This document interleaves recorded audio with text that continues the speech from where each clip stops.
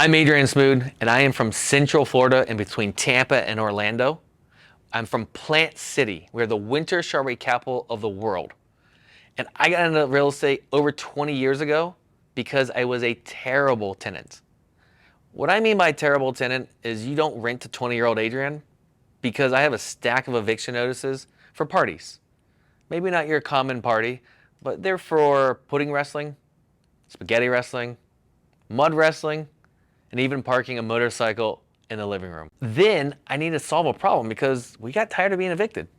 And I bought a house, moved all my friends in to help me get evicted, and then I learned what the landlord had to deal with.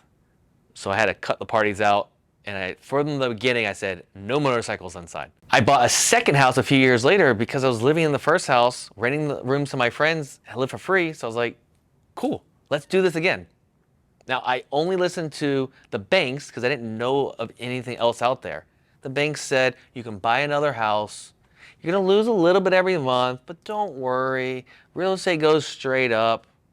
Well, in a few years, when it was time to refinance, real estate was going down. And I had one of those adjustable rate mortgages, and my payment started going up.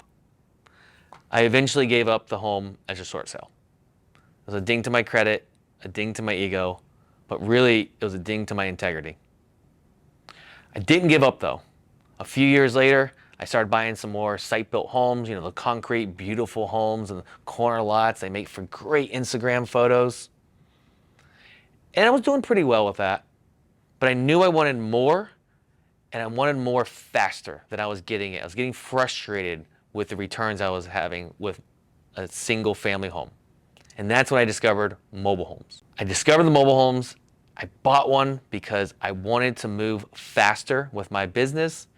I saw that cash flow and I got addicted.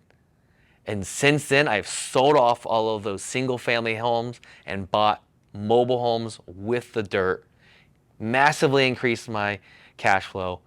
I believe I've created a secure business that will make it through the next recession because we are in the recession-resistant asset class. Ready to dive into even more information about mobile home investing? Download my free ebook right now. Link is in the description.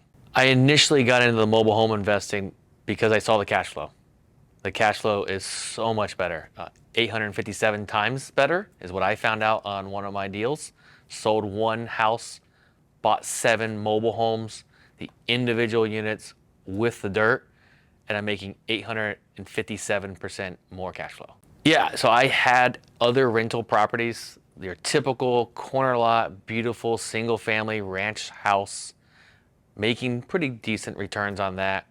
And I really got a little concerned, scared, we'll say about 8-10 years ago, that the market was at the top. So I've been incredibly wrong, but that's what forced me to start looking for something different, which ended up being mobile homes. And another reason I love them now that I'm really in the business is there's less competition.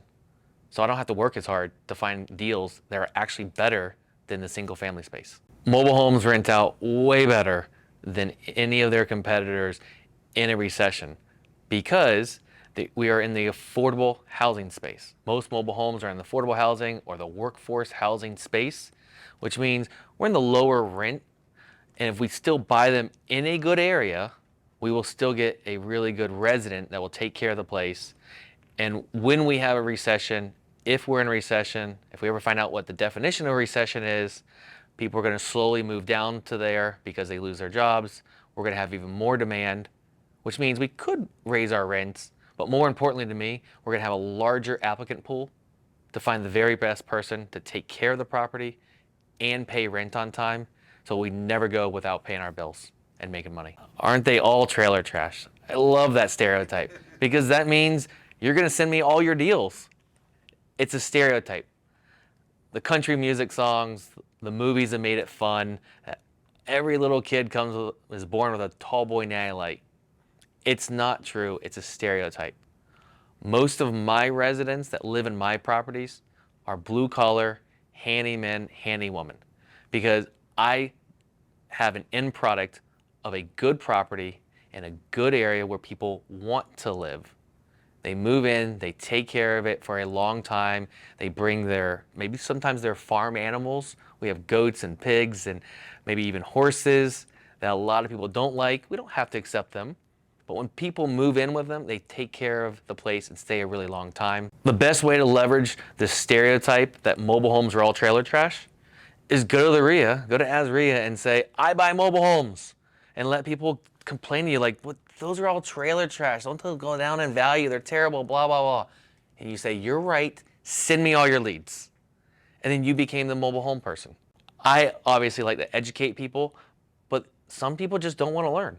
And they don't want to learn, use that to your advantage. Tell them, that's fine, send me your leads. The other way is realtors. Realtors get paid based on the closing price.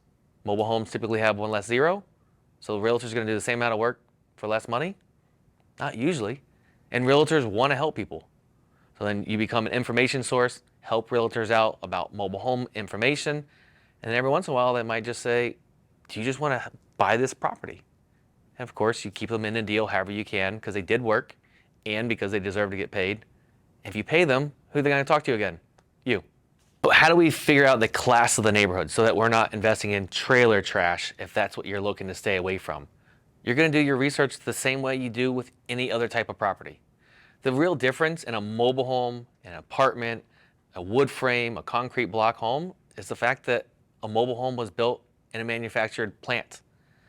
Everything else is very similar when you're looking to find the area. Go do your market research, maybe door knock, look up the crime. You're gonna do stuff like that to figure out what type of crime and area it's in. If you're gonna go by the A class, B class, C class, you can do that. Mobile homes are all in that type of classes as well. I look for properties where people want to live, not have to live, because that's my comfort level. So there's a magic year for mobile homes. It's June 15th, 1976. This is not the birth date. This is the year the federal government came and intervened, and HUD said, we're gonna have a standard all of a sudden of the quality of mobile homes. I know some people don't like the government getting involved. This was a good time because they were made out of, I call it toothpicks beforehand, aluminum wiring, they weren't very safe. So that is the year that the banks look at. They will not finance older than that. So financing can be an issue with mobile homes, which is good for me because most people don't want to learn how to finance without banks. And we're in a very important time in the market now that you need to learn that in order to keep going through this tougher time, recession, whatever you want to call it. Older than June 15th, 1976, no banks are going to finance it. So you got to figure out how. For me, obviously it can be cash, but cash runs out quick, no matter where we're at in our investing career. And you can go into owner financing and you can go into private money. You've got to learn those two to be able to make it through the next recession and to invest in the old mobile homes that no one else wants. There's three main ways to invest in mobile homes. You can own just the home. You get to buy an aluminum castle and you pay someone lot rent or space rent to park it there every single month. These are typically inside of a mobile home park. These are great ROI or return on our investment. These are recession resistant. But remember, you own just that box. And the park manager owner gets to make all the rules. Or you can own the whole park. You own everything. There's two main ways to run the park. You could own the homes, the dirt, absolutely everything. You own a flat apartment complex. You can also run it as a big parking lot where you own just the dirt and people pay that lot rent every single month to park it there. These can still be really good ROI. They're still recession resistant. But the big boys and girls have gotten in this space, so it has gotten fairly competitive. And then you have the middle one. You own the home and the land, and it's a single unit. That can be a single wide, double wide, but you own one unit. It's a real estate transaction. It's one parcel. It could be a neighborhood, like a subdivision that you think of that has houses like you probably live in. It just happens to be the structure or mobile homes. Let's talk about skirting real quick. That is the stuff that goes around the mobile home, makes it where you don't see underneath it. A lot of people think that's only there because code enforcement cares about it. That's true, but it can also protect your home. It keeps the animals from underneath it.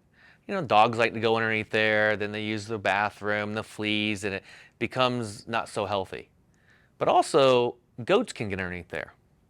So I once had a property didn't have the skirting on yet. The neighbor's goat got out, got underneath there. His horn luckily didn't do any damage to the home except for the AC sending unit cable. Got wrapped up on it, ripped it apart, and we found this out when we called the AC tech. Like, the AC all of a sudden doesn't work. And we tracked it all the way back to the neighbor's goat that kept getting out. So skirting is not just for code enforcement, it's to keep goats out as well. Let's talk about the term mobile home. They're not that mobile. They used to be mobile a long time ago. People would literally move them around. Now we think of travel trailers, RVs. That's more of the mobile home of the past. Today, it gets set up and it doesn't get moved very easy. You need to check with your local municipality of what year can legally be moved. And it's not just you go hook up a pickup and haul it off. So you don't have to worry about your tenants hauling off your mobile home in the middle of the night. It's a lot more complicated than that. There's permits involved, there's piers and tie downs. It's physically strapped and anchored into the ground. So it's not that easy for someone just to go and mobily move your mobile home. Your mobile home is physically attached to the ground. It sits on piers.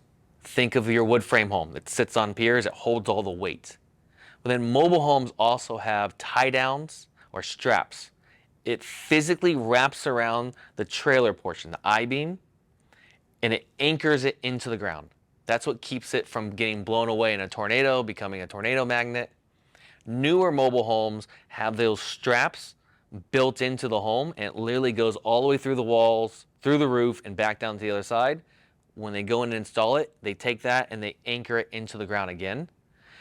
You want to make sure that those are up to code if you're ever going to fix and flip a mobile home, because the end buyer's insurance is going to care. What is up to code? It's going to be different in different parts of the country depending on how far apart it is. Does size matter? Single wides, double wides, or triple wides? If you get a single wide, it is one unit. It's one unit gets pulled down the road and installed. A double wide is exactly what it sounds like. It's double. It's going to be wider. Those are a little bit more in demand because you have a bigger home. It doesn't feel like you're in a little box. Now, if you get a double wide, you are going to get two titles. A single wide, one title. How do you know that the double wide is meant to be together, meant to be married together? You look at your title, and the VIN is going to be the same number except for one character, which is going to be an A and a B. That's how you know they were meant to be married together. But what happens if they're two totally different numbers? Well, it could be that they're two double wide pieces that came from different parts and then got married together. We all know someone that got divorced and then remarried and they're happy together, right? Well, why can't a mobile home do the same thing? If you find yourself in this scenario, you do want to make sure that the electrical system aligns right, the plumbing, the roof especially, because they weren't meant to be together, but they can still be very profitable. If you like this, don't forget to subscribe, like it, leave a comment so you can get even more great information.